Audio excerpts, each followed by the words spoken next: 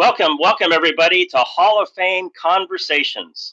Our goal today is to have an inaugural broadcast of the Florida Sports Hall of Fame and conversations with their enshrinees. Our goal is both to have inspirational stories to talk about, fun anecdotes about these Hall of Fame members and their journey on becoming a sports legend. So we're looking forward to it. And today our conversation is going to be with class of 2022 enshrinee Barry Smith. And if I was going to describe his career in general, he starred in many roles. He was a two-sport high school phenom.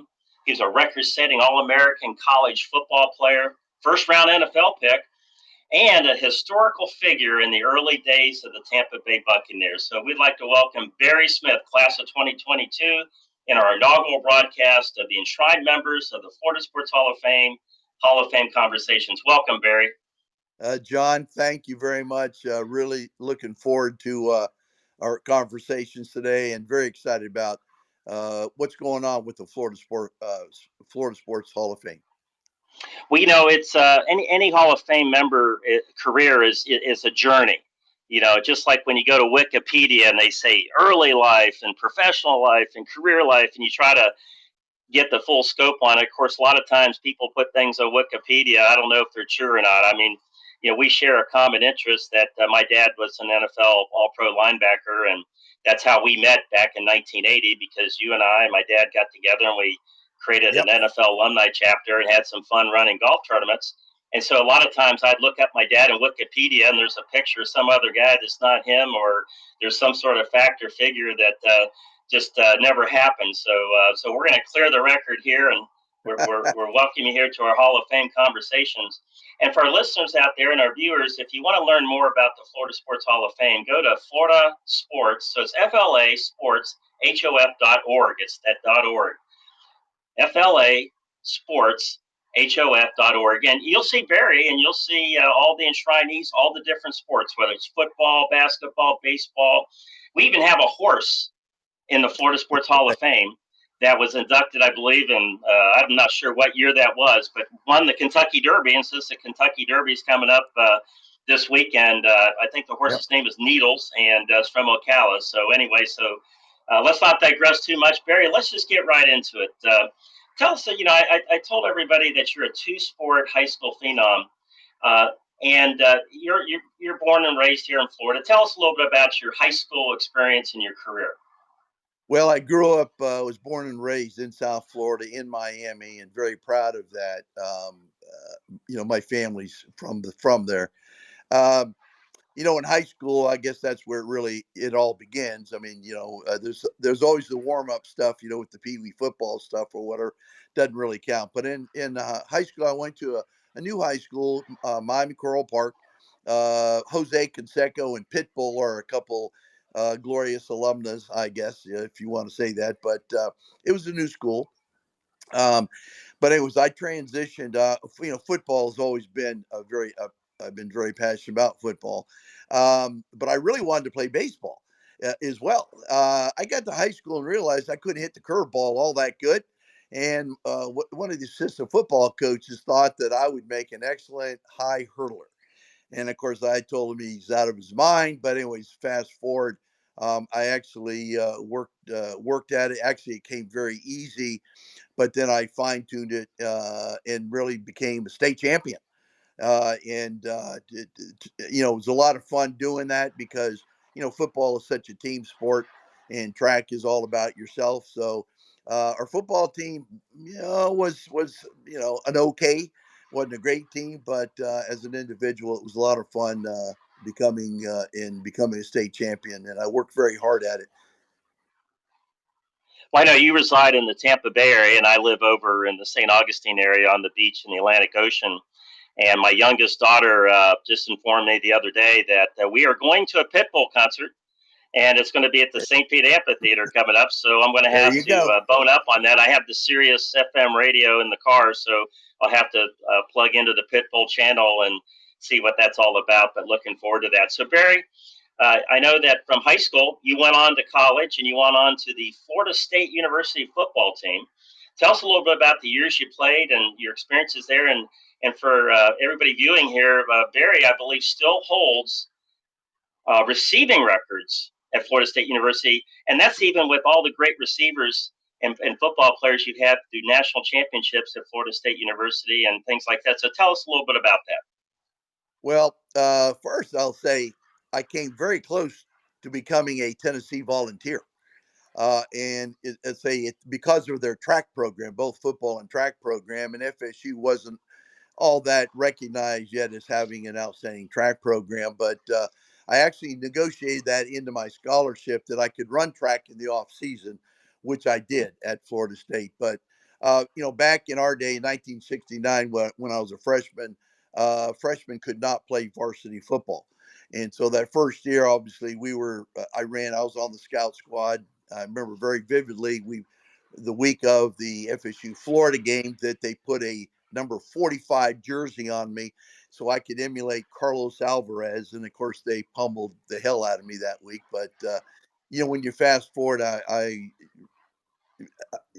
being at Florida State helped me realize my dreams, because I wanted to go to a university that I could, if I was going to be the best, could become the best, that was the place for me. And we had some outstanding coaches, Bill Parcells and Dan Henning, Joe Gibbs.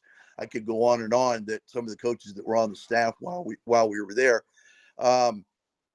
And obviously with the passing attack we had, like I said, I got to, set records, become an All-American, become a #1 draft choice.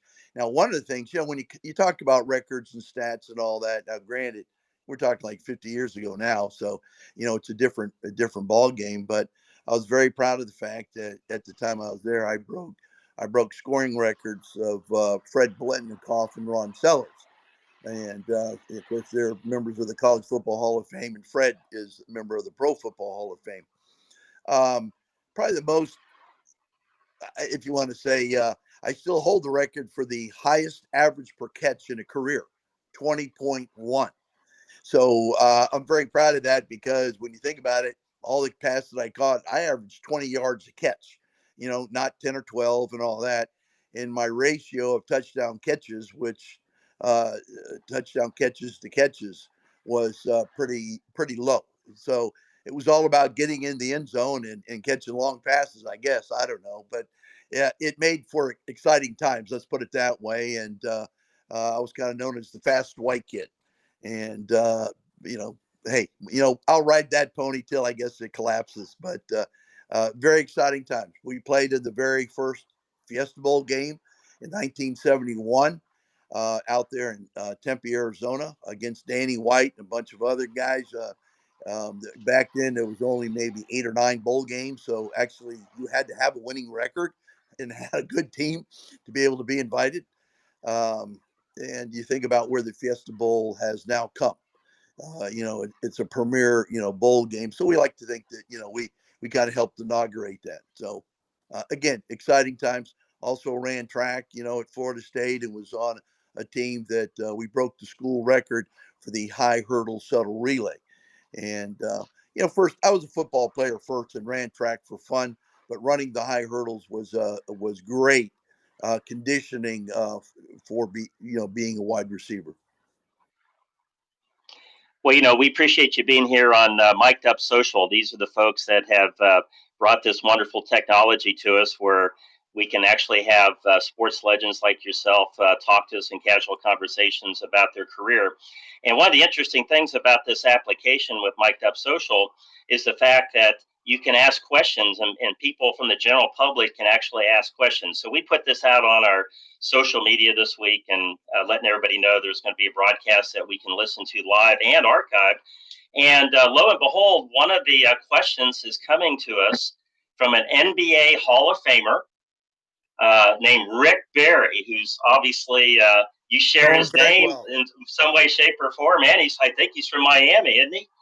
He's a Miami Hurricane. I can tell you, as a kid, growing up, going to some of the University of Miami basketball games and listening to him on the radio, I know who Rick Barry is, and he's a stud. He's an all-star. He's an all-timer. Well, part of this broadcast is not only Rick Barry asked a question, he recorded a question for us. So I'm going to go ahead and play it, and we'll listen into his question, and I think it pertains a lot to what's going on in college right now. And you just mentioned that things are a lot different now in college than they were in the past. So let me go ahead and play Rick Barry's question. Rick Barry here. Hope all is well with you, and curious as to what do you think NIL is going to do to football in college?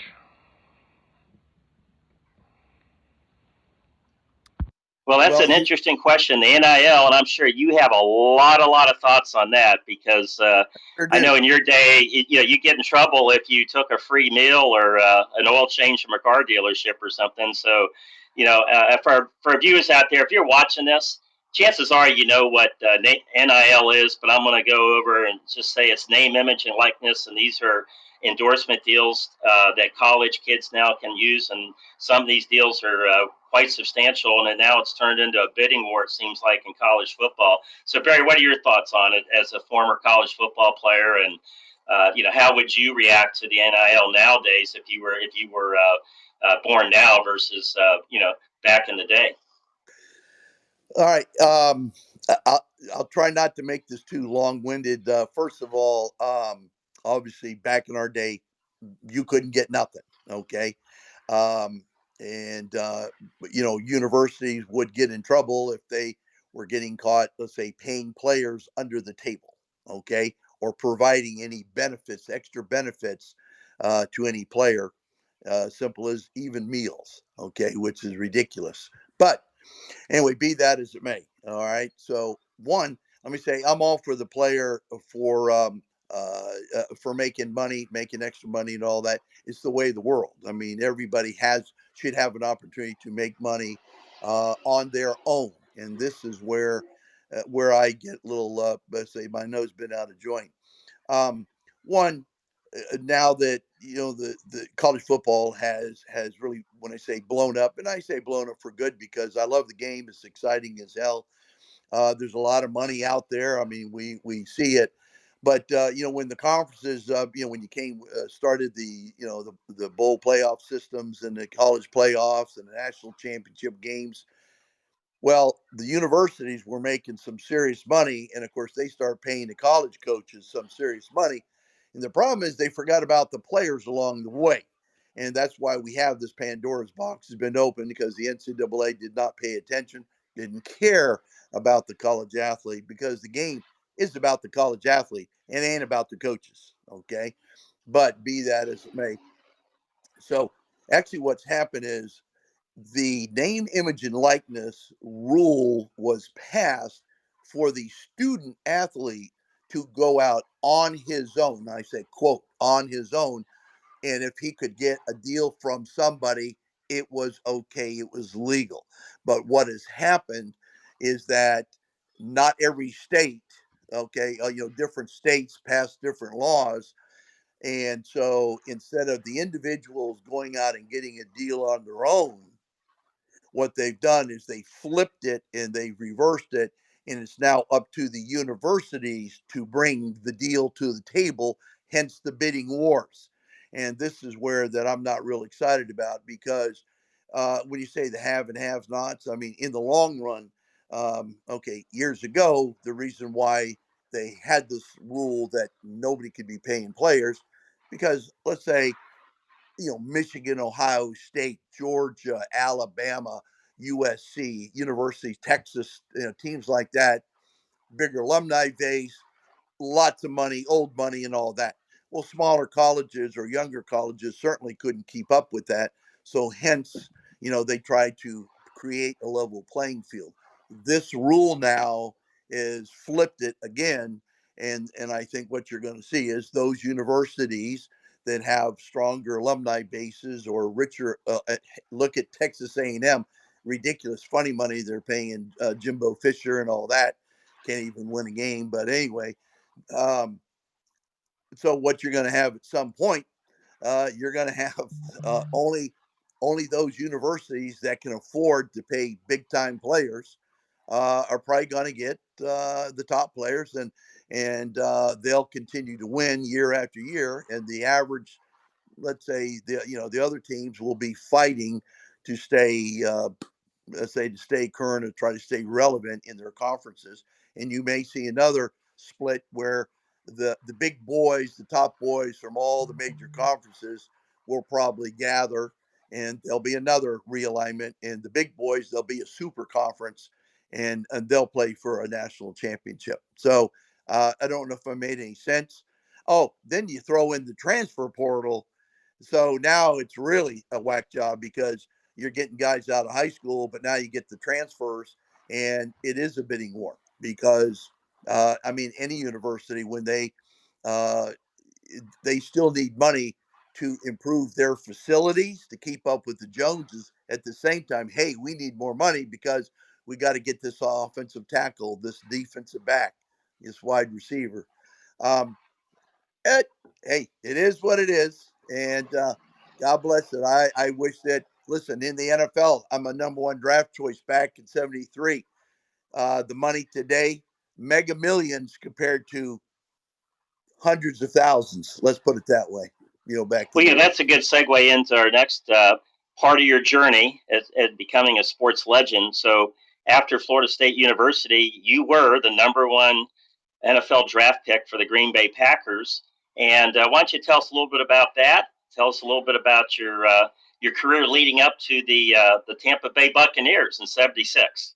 Well, obviously exciting times because I had a good career at Florida State, and I had some really good performances in the Senior Bowl, and which helped elevate me from uh, let's say a second round to a first round draft choice. Unfortunately, when I got to Green Bay, it was a little frustrating. I had 9 quarterbacks in 3 years at Green Bay, and they had some issues. So it was like uh, being a sprinter and asking to you now have to run the mile, the mile race. It was the square peg and round hole. Um, so I was up there 73, 4-5. Did okay, but it was very frustrating. Needless to say, I was freezing to death most of the time, being a good Florida boy, up in Green Bay. And don't forget, back then, they didn't have all the technologies with, let's say, uniforms and the undergarment type stuff to help you keep you warm, let alone the gloves. Okay. Not making Hey, excuses. let's dial something back here. Let's dial back to draft night because I Yep. was watching television the other day, and each year it seems like this NFL draft is not only just a draft; it's become a major, Oh, major event. I mean, I was reading where hundreds and hundreds of thousands of people come in to watch the NFL draft. A green room for all the kids they think are going to be the number one pick, and I mean, the war room set up of computers, and there's 50 people in there, and they get their draft pick, and you think that we just won the war versus Europe, versus Germany or something. I mean, it was that big of a deal every time they got the pick they wanted. Tell us about your draft night experience back in '73. well, unlike today, which I will say, I love the fans. We are fortunate to have fans, fanatics, we'll call them, that support the game, support the sport, and make it what it is. But back in '73, and back then the draft was at the end of January, not in April, and it started in the morning. And I literally was sitting in my little apartment called Alumni Village. I was married at the time, and uh, we had, there was one phone, the old rotate, uh, rotate phone, and sat there. There was no pomp and pageantry. The phone eventually rang. There was no call waiting by then, so I had a buddy of mine that did call very early, and it scared the hell out of me because I said, "Oh my God, I could not be the number one overall draft choice," which of course I wasn't. Hung up on my buddy, but anyway, when the phone call came, it was just from a staff person with the Packers. Just, it was like Jiggy Schmaha. Hey, I'm with Green Bay Packers. I just want to let you know you've been selected by the Green Bay Packers, and we'll be back in touch. I didn't know if I was a first round, what number, who, what, and where. It was really like that. Okay. And then later in the day, I got some phone calls from the sports right. Well, the Associated Press, and then the university called me, and then they rounded up James Thomas or JT Thomas, who was also a number one from Florida State. He got selected by Pittsburgh, and Gary Huff, who was selected in the high second round by the Chicago Bears. They rounded all three of us up. We went to the bottom of the Capitol where the press room was down there, and they had a press conference, and that's where we actually found out what the hell was going on. It was really funny. It was really like that. No pomp and pageantry. They had to go find James Thomas. You talked to him. He'd been out partying the night before and was not in his hotel room or his dorm room at the time. And of course, he did not have a phone back then. Nobody had phones in their dorm room, and nobody could get a hold of him. And anyways, they eventually got a hold of him, and that was really it. There was nothing to it. But let me tell you what, it was very exciting, to be back then, to know, my God, because the thing, when as a little kid, you have dreams, you have goals, and say, this day has come, and I'm there, and but that was the only part of it. Like I said, it's a long, hard climb, but I thank God for the opportunity. Hey, well, let's talk about the Tampa Bay Buccaneers. When I was introducing you to the viewers here, we were talking about you being a historical figure in the early days of the Tampa Bay Buccaneers, because I've heard a lot of great stories. I remember one year I had the great opportunity attending the dinner of the 76 Buccaneer team and talk about stories and antidotes and fun things about it. But it was historically, I know it was your last year in the NFL. And so talk a little bit about the Tampa Bay Buccaneers, and then talk a little bit about what happened to you after the Buccaneers, because that wasn't necessarily supposed to be your last year in football. Well, in 1976, there was the Seattle Seahawks and the Buccaneers were new teams into the NFL, so they had the expansion draft. They had a draft, the regular college draft, then they had the expansion draft. So I had gone to Bart Starr and said, "Don't know what your plans are for me, but I would like to go to the Buccaneers." And Ron Wolf was the GM down here. He came over from the Raiders, and then was the GM with the Bucks. Anyway, so I got selected in the expansion draft, and actually became the very first player to ever play for the two Bay teams, because I went from Green Bay to Tampa Bay. So henceforth, historical moment. You'll win a bar bet on that one like that. Um, I can tell you that the 76 team, even though it turned out to be a very difficult year for a lot of reasons, but the guys on that original team are very, very close. We have unfortunately lost a number of teammates that have passed away, and it's really tough to take because we had a very close bond. Hell, Steve Spurrier was my quarterback. Think about that, a Gator Seminole hooking up. A lot of respect for Steve. He was certainly one of the team leaders. And let me tell you what, the very first, now here's a funny story. So the very first team practice, they're bringing everybody in, okay, that had, the rookies in, the veteran players, the free agents. The first practice ever was in May, and it was in, we all flew in. We're staying at the Hall of Fame motel. It's not even there anymore. The Hall of Fame golf course. I think you know all about that. But they bussed us over to Lato High School. In Lato High School on I'll say like Saturday morning or something like that, for the first practice, just get together. We couldn't get into Lato High School because somebody wasn't there to unlock all the gates for us to get into the place. And then, and then when they finally got the gates and we went out on the practice field, the football field there, nobody had commoded in a month or so. So we're running around in like knee high grass, and it's like, oh, dear God. So I don't know if that foretold that, oh my God, this is going to be the kind of season it is. But anyway, again, some very, very dear friends and some very fond memories. And now, at the end of the season, okay, and when I say it was a very difficult season, again, it was tough on a lot of people. I got traded to the Miami Dolphins. Okay. And actually, it was February 4th, 1977. It was my sister's birthday. I was down in Miami, and I get a phone call. They tracked me down to my parents' house. No cell phones back then.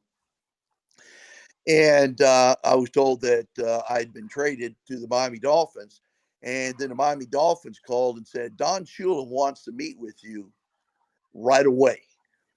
So, one, I'm excited as hell because I grew up in Miami. I went to the very first Miami Dolphin game in 1966 when I was in high school, and sitting in the upper deck in the Orange Bowl. And so, you know, to play for four teams that really never had a winning record. Now you get a chance to go to Miami Dolphins. Greasy, was still there. I mean, they were still in the Super Bowl hunts and playoff hunts and all that. Um, anyway, make a long story short, um, Howard Twilley had retired. And so Shula brought me in to be back then. They didn't have five wides, but he brought me in to be the receiver, like in the slot on passing downs to complement Duriel Harris and Nat Moore, that were starters on the outside. And I was having a very good preseason. They gave me number 85. He gave me 85 because he said, that's Bill Stanfield's number, and you got big shoes to fill between Howard Twilley and Bill Stanfield, okay? Or Nick Bonacani, excuse me, Nick Bonacani's number. And so it was the best shape I'd ever been in. Um, Unfortunately, during the preseason, I contracted a polio virus and was wound up being quarantined in Mercy Hospital. The CDC came down. They had me quarantined because they thought I might had spinal meningitis or encephalitis. After a couple spinal taps, it was determined that I had polio, which was a shocker. I was there, I don't know, 3 or 4 weeks in the hospital. Lost 30 pounds of muscle. I had weighed 185, got down to 155, and it was obviously it was over. I was done, and so physically I was done, and it's not an exciting way to end a career. Now, I will say there was, like, on the other side, it took me quite a long time to get back to, as you want to say, normal health and all that. And of course, internally, I wanted to play because the way it ended. I said, I'm going to come back. I'm going to show everybody that I can come back. Unfortunately, it didn't really work out that way. I actually did sign a free agent contract with the St. Louis Cardinals, and the night before I was supposed to leave, I had one of those moments, and I said, it's not worth it. They had Bud Wilkinson was the new coach. I was a free agent signee. And be honest with you, I knew that I wasn't in the shape that I needed to be. And you have to be an elite athlete to compete in the NFL. And I was basically by myself working out in Tallahassee. I was working for a United States senator, as a job. And yeah, back then you didn't have all the, let's say, all those things maybe one needed to maybe help you get back to that point. But I knew that I didn't. I'd lost the speed and just everything else. So hey, I did. I played flag football with a bunch of buddies there in Tallahassee, and just went on from there. And you don't look back because I did get to play, got to score touchdowns to Lambeau, caught passes from Steve Spurrier, and have my name hey, my image on a football card and an RC Cola can. So you know what? Not bad. Well, not bad at all. In fact, for viewers out there, I actually own one of your signed helmets and football cards signed, and so had some fun with that, getting the picture up for the show ready today. But one piece of advice I want you to give to anybody out there listening that may be in the same shoes as you, maybe not has had the success, but was an athlete, played professionally. There's a lot of people out there. Most people have the misconception, for example, in football, if you just play a few years, the average NFL player only plays a couple of years. You have to play 4 years at least to be vested in the pension plan. And even though they might make some money, money goes away, disappears pretty fast. Even if they're making 800,000 a year, which would be like almost the minimum now for an NFL player, after a couple of years, out of the league. What advice would you give them? Because I know you've had a Hall of Fame career after football, off the field, doing a lot of things like charity golf tournaments and fun things to do to help the community and raise money for kids. So, but at the same time, you had to make a living. You had to go and you had to go out there and make a living and try to feed your family. But yet, you were used to being a star and the center of attention, and now you're not. How do players adjust for that? What advice would you give them? Well, I think you know what, and not to sound corny, but I think I had great parents, and you have to be able to evaluate yourself and really not think any more of yourself. You say, quote, people hangs. Let's say you're a star, you're a legend, you're a great athlete, and all that, but in life, they said life is a journey. That you got to be more than just an athlete. And so the way I looked at it is, while I was sitting in a hospital bed, let's put it that way, then I go, okay, I'm not going to use it as an excuse to give up and, oh, woe was me. I go, okay, I'm a tough SOB. This is another challenge, life's challenge. And the passion and the intensity that I put into becoming an NFL, let's say, or professional athlete, you put it in the work world.